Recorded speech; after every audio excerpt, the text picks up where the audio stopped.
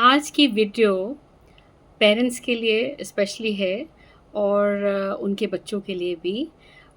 दोनों में किस तरह से जो रिलेशनशिप है वो बहुत कॉर्डियल और बैलेंस्ड हो, ये बहुत इम्पॉर्टेंट है। पेरेंट्स का जो रोल होता है वो सिर्फ रोटी कपड़ा एंड मकान का नहीं होता है।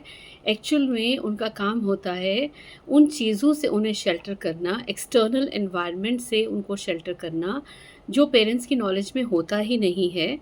नंबर वन प्रॉब्लम यहाँ पे है कि पेरेंट्स, ये गलत बात तो नहीं है कि पेरेंट्स अपने बच्चों पे ज़्यादा ट्रस्ट करते हैं।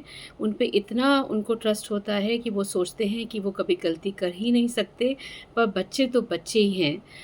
बच्चे का मतलब ये नहीं है कि मैं बहुत छोटे बच्चों के बारे में बात कर रही हूँ, मैं टीनेजर्स की बात कर रही हूँ और 19 के बाद जो लोग हैं, उनके लिए भी, जो यंगस्टर्स हैं, उनके लिए बात कर रही हूँ।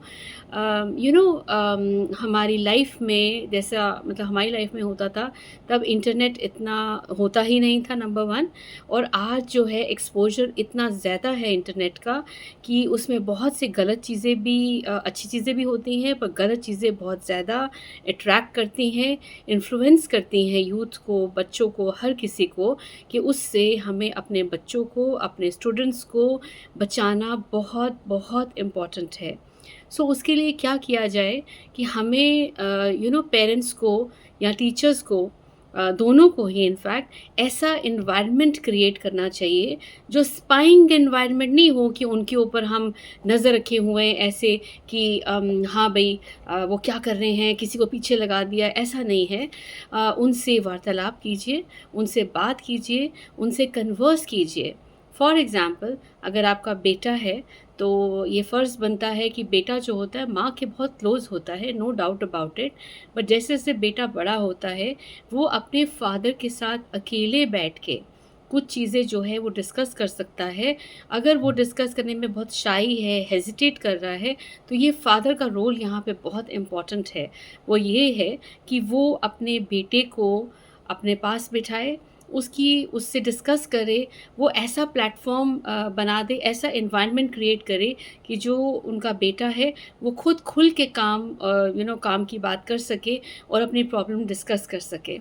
और अगर आपकी बेटी है, तो फ़ादर के तो वो प्रिंसेस होती है, पर माँ के वो बहुत क्लोज़ होती है।